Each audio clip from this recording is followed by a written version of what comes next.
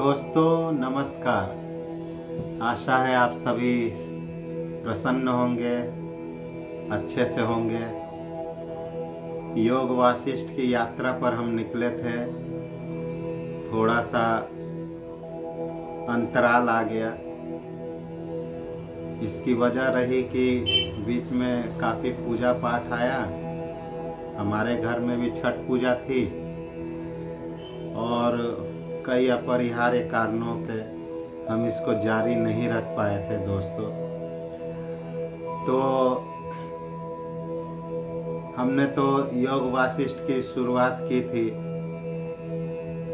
और उसमें उपस्थित विषयों के बारे में मैंने चर्चा भी की थी। लेकिन दोस्तों बात यह है कि एक बार विषय में अंतराल आ जाने की वजह से ब्रेक पड़ जाए तो फिर वह फ्लो ख़त्म हो जाता है। तो आज पुनः हम आप सबके सामने उपस्थित हुए हैं और किताब लेकर के ही उपस्थित हुए हैं दोस्तों। देख लीजिए, गीता प्रेस, योग वासिष्ठ। दोस्तों मैं आज प्रथम अध्याय से शुरू करूंगा, फिर इस पर चर्चा भी हम लोग करेंगे। श्री परमात्मने नमः। संक्षिप्त योग वासिष्ठ प्रकरण है वैराग्य प्रकरण। इसमें क्या क्या विषय है? सुतीक्ष्ण और अगस्ती, कारुण्य और अग्निवेश्य, सुरुचि तथा देवदूत, अरिष्टनेमी एवं वाल्मीकि। इन सब के बीच के संवाद का उल्लेख करते हुए भगवान के श्री राम अवतार में ऋषियों के शाप को कारण बताना। भगवान इस धरती पर आए तो कोई न कोई वजह से आए और भगवान शाप लेते हैं। भगवान को कोई शाप दे नहीं सकता, भगवान शाप लेते हैं। जैसे कि महाभारत में श्री कृष्ण ने जानबूझकर शाप लिया था। किससे लिया था? माता गंधारी से। उन्होंने जानबूझकर श्राप लिया था। अगर वो शाप नहीं लेते तो उनकी जो पीढ़ियां, यादव वंश की जो पीढ़ियां थी, उनके अंदर एक अहंकार की भावना आ गई थी कि हम कृष्ण के वंशज हैं। तो इन सब अहंकार और कई सारी बातों को जब उन्होंने देखा था तो उन्होंने जानबूझकर, कृष्ण ही सब है, गांधारी भी कृष्ण है, दुर्योधन भी कृष्ण है, तो उन्होंने जानबूझकर ही खुद को खुद ही श्राप दिया था। मतलब द्वारिका राज्य को उन्होंने जलमग्न कर दिया था। जिस प्रकार से उन्होंने राज्य बनवाया, वो तो बनाए थे आपके विश्वकर्मा जी ने, उसी प्रकार से उसको जल विसर्जन भी कर दिया ताकि उनके नाम पर कोई अत्याचार की कहानी न बने, कोई अत्याचार का इतिहास न बने। तो यहाँ पर योग वासिष्ठ वास्तव में क्या है दोस्तों? योग वासिष्ठ है वाल्मीकि जी। इसमें लिखते हैं कि वशिष्ठ मुनि और श्री राम जी के बीच के वार्तालाप, वही है योग वासिष्ठ। योग वासिष्ठ, श्री राम कौन है? साक्षात ईश्वर है और उनकी उनकी एक एक क्रिया, उनके एक एक कर्म, उनकी एक एक गतिविधि, एक एक बात, ये सब योग वासिष्ठ में मायने रखते हैं। ईश्वर की एक एक गतिविधि मायने रखती हैं। तो श्री राम जी के चरित्र, उनकी गतिविधियां, उनके क्रियाकलाप, वो सब ऐश्वरिक है। अगर इसको हम अंतरात्मा से चिंतन मनन करना शुरू करेंगे तो अवश्य ही मोक्ष की प्राप्ति होगी, ईश्वर से साक्षात्कार होगा। तो योग वासिष्ठ में बता दे दोस्तों, ये किस प्रकार से कहानी चल रही है, ये बातें किस प्रकार से हमारे समक्ष आ रही हैं, वो मैं आपको बताता हूँ। वाल्मीकि जी कथा सुना रहे हैं अरिष्ट नेमि जी को। तो ये वाल्मीकि जी कथा सुना रहे हैं अरिष्ट नेमि जी को। ये बात बता रहा है कौन? ये बता रहा है, इस बात की चर्चा हो रही है सुरुचि एवं देवदूत। यानी कि सुरुचि नामक एक अप्सरा रहती है, उनको वाल्मीकि और श्री राम जी, वाल्मीकि और अरिष्ट नेमि के बीच की हुई घटना के बारे में कौन बता रहा है? तो देवदूत बता रहे हैं, जो इंद्र के एक देवदूत है, वो बता रहे हैं। उनका नाम ही देवदूत है। और सुरुचि और देवदूत के बीच जो वार्तालाप हो रही है, इस घटना को कौन बता रहा है? अग्निवेश्य नामक एक ब्राह्मण, एक ऋषि अपने एक ब्राह्मण पुत्र को, यानी कि कारुण्य नामक ब्राह्मण को समझाते हुए इसकी चर्चा कर रहे हैं। देवदूत और सुरुचि के बीच हुई वार्तालाप, और इनके बारे में, कारुण्य और अग्निवेश्य के बीच में जो वार्तालाप हो रही है, वो कौन बता रहा है? तो सुतीक्ष्ण और अगस्त्य, यानी कि सुतीक्ष्ण नामक एक ब्राह्मण मोक्ष की प्राप्ति हेतु वो जाते हैं अगस्त्य मुनि के पास। फिर वो कारुण्य और अग्निवेश्य की कहानी के अंतर्गत वो सुरुचि और देवदूत की घटना का वर्णन करते हुए उसमें वाल्मीकि जी और अरिष्ट नेमि के बीच के वार्तालाप और पूरी की पूरी रामायण गाथा इसमें समेट दिया गया है। तो पढ़ना शुरू करते हैं दोस्तों। सुतीक्ष्ण, ये क्या है? प्रथम अध्याय है। श्री परमात्मने नमः।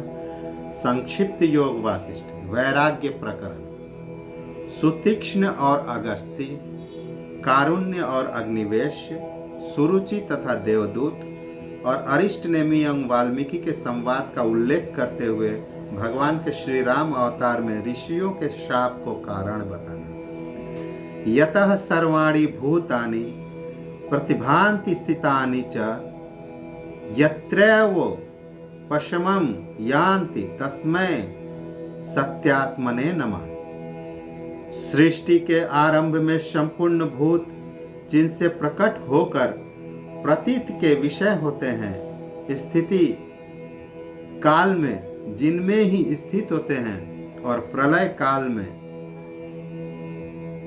जिनमें ही लीन हो जाते हैं, उन सत्य स्वरूप परमात्मा को मैं हृदय से प्रणाम करता हूँ। ज्ञाता ज्ञानम तथा ज्ञेयम, दृष्टा दर्शन दृश्य भूः, कर्ता हेतु क्रिया यस्मात् तस्मै ज्ञप्त्यात्मने नमः। ज्ञाता ज्ञान और ज्ञेय, ज्ञाता ज्ञान और ज्ञेय, दृष्टा दर्शन और दृश्य तथा कर्ता कारण और क्रिया, इन सब का जिनसे ही आविर्भाव होता है, उन ज्ञान स्वरूप परमात्मा को मैं हृदय से प्रणाम करता हूँ। स्फुरन्ति सीकरा यस्मादानन्दस्याम्बरे वनो, सर्वेषां जीवनम तस्मै ब्रह्मानंदात्मने नमः।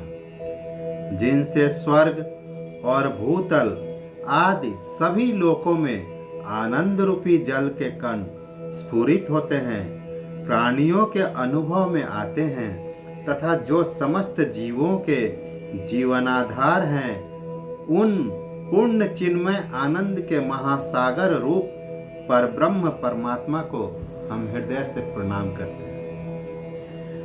अब आते हैं कहानी पर। कहानी प्रारंभ होती है दोस्तों। पूर्व काल में सुतीक्ष्ण नाम से प्रसिद्ध कोई ब्राह्मण थे, जिनके मन में संशय छा गया था। अतः उन्होंने महर्षि अगस्त्य के आश्रम में जाकर उन महामुनि से आदर पूर्वक पूछा, भगवान, आप धर्म के तत्व को जानते हैं, आपको संपूर्ण शास्त्रों के सिद्धांत का सुनिश्चित ज्ञान है।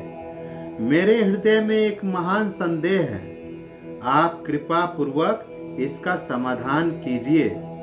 मोक्ष का साधन कर्म है या ज्ञान है, अथवा दोनों ही है? इन तीनों पक्षों में से किसी एक का निश्चय करके जो वास्तव में मोक्ष का कारण हो, उसका प्रतिपादन कीजिए। सुतीक्ष्ण महोदय आदरणीय अगस्त्य यानी कि अगस्त्य मुनि के पास जाते हैं और उनसे पूछते हैं कि ज्ञान और कर्म, अगर हमें मोक्ष की प्राप्ति की आवश्यकता हो तो क्या हमको ज्ञान सिर्फ ज्ञान की जरूरत है या फिर कर्म की भी जरूरत है?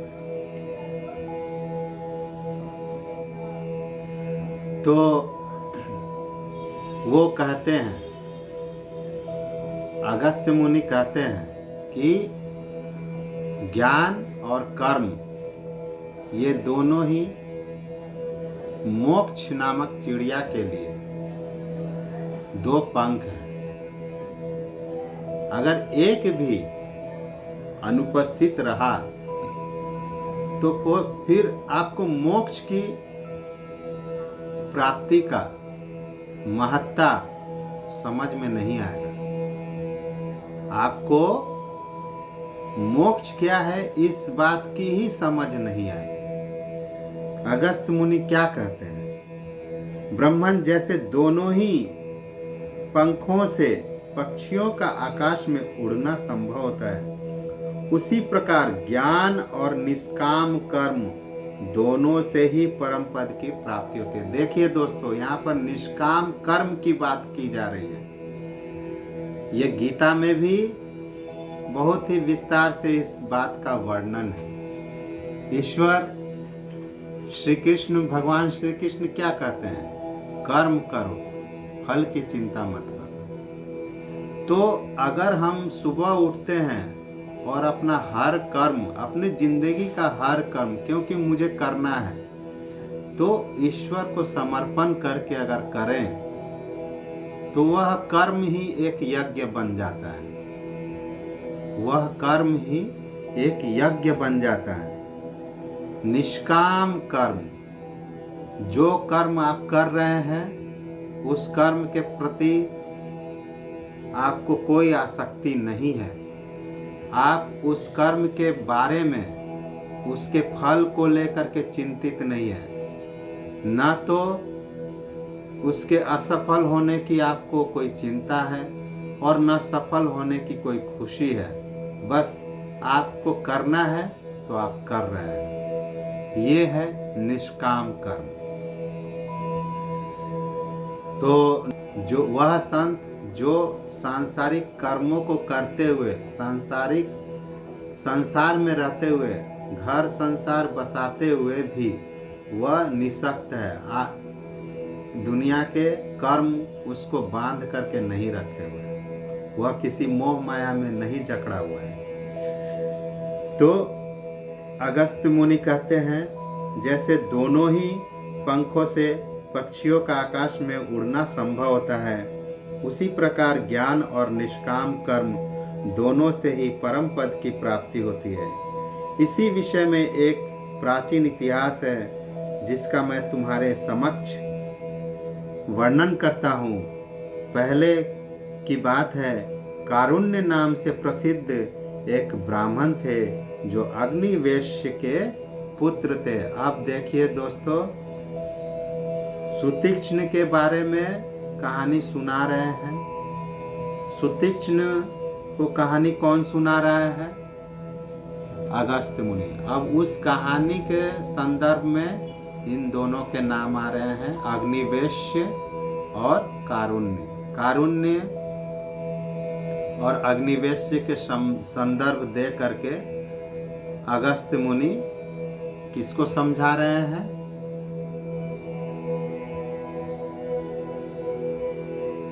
कारुण्य और अग्निवेश्य का संदर्भ दे करके अगस्त्य मुनि समझा रहे हैं सुतीक्ष्ण नामक एक ब्राह्मण को। ठीक है दोस्तों, तो आज के लिए इतना ही रखते हैं। मिलते हैं कल के वीडियो में। और दोस्तों आशीर्वाद दीजिए, शुभकामनाएं दीजिए, ताकि हम इसको जारी रख सकें और कभी ब्रेक ना हो, और ईश्वर के प्रति हम अपना संवाद भी जारी रखें, मनन करें, चिंतन करें और अपने आप में भी एक परिवर्तन ला पाए। बहुत बहुत धन्यवाद दोस्तों। खुश रहिए, आबाद रहिए और रामायण योग वासिष्ठ के इस यात्रा में हमारे साथ लगे रहिए। बहुत बहुत धन्यवाद।